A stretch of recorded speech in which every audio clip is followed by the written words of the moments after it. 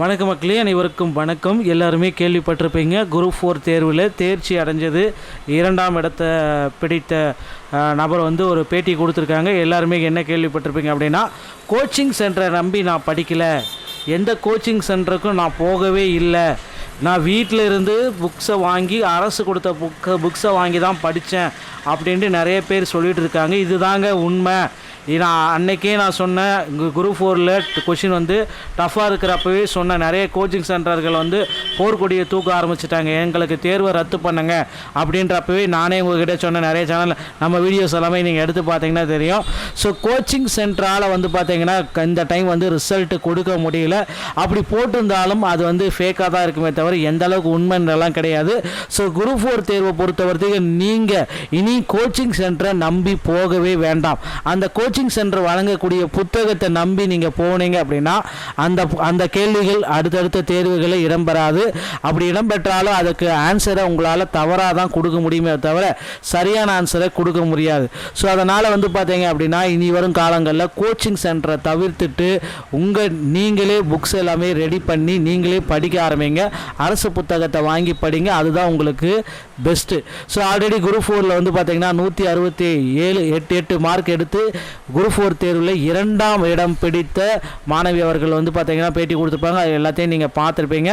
So இருந்தாலும் எதற்காக இது சொல்கிறோம் அப்படின்னு பார்த்தீங்கன்னா, கோச்சிங் சென்டரால் பார்த்தீங்க அப்படின்னா இந்த டைம் நிறைய மாணவர்கள் வாய்ப்பை இழந்துட்டாங்க.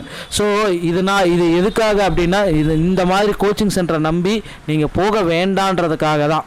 ஓகேங்களா? ஸோ இப்போ சான்றிதழ் சரிபார்ப்புக்கு நம்ம வரலாம். சான்றிதழ் சரிபார்ப்பு எல்லாமே டிஎன்பிஎஸ்சி குரூப் 4ல் ஸ்டார்ட் பண்ணியாச்சுங்க. ஸோ சான்றிதழ் சரிபார்ப்பில் ஏதாவது பிழைகள் இருந்தால் கண்டிப்பாக நீங்கள் அந்த மிஸ்டேக்ஸ் எல்லாமே சார்ட் அவுட் பண்ணணும்.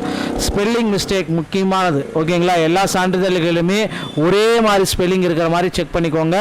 So PSTM COA computer automation இருந்தால் கம்ப்ளீட்டாக அப்ளை பண்ணணுங்க.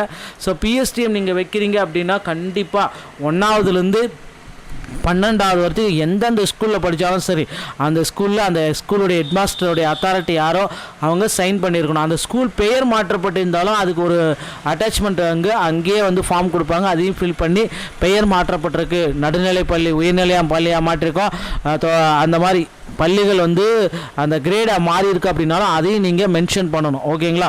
ஸோ இது எல்லாமே ரொம்ப ரொம்ப இம்பார்ட்டன்ட். அதே மாதிரி கம்யூனிட்டி சர்டிஃபிகேட்டில் உங்களுடைய தந்தை பெயர் இருந்தால் மட்டும்தான் செல்லுபடியாகும். தாயினுடைய பெயர் மற்றும் கணவனுடைய பெயர் இருந்தால் அது ரிஜெக்ஷன் ஆகிறதுக்கு வாய்ப்பு இருக்குது.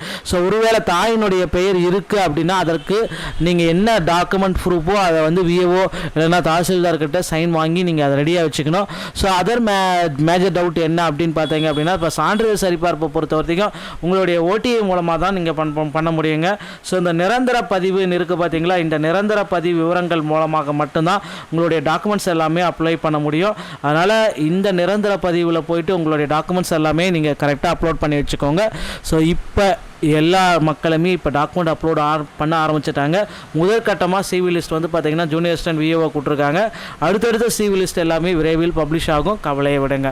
ஸோ நண்பர்களே, டிஎன்பிஎஸ்சி குரூப் 4ல் செகண்ட் சிவி லிஸ்ட்டு விரைவில் நம்ம எதிர்பார்க்கலாம். குரூப் 4 வேகன்சிஸை உயர்த்துங்க அப்படின்னு கோரிக்கைகள் எல்லாமே வச்சுருக்காங்க. நிச்சயமாக குரூப் 4 வேகன்சிஸ் விரைவில் உயர்த்தப்படும், கவலையை விடுங்க.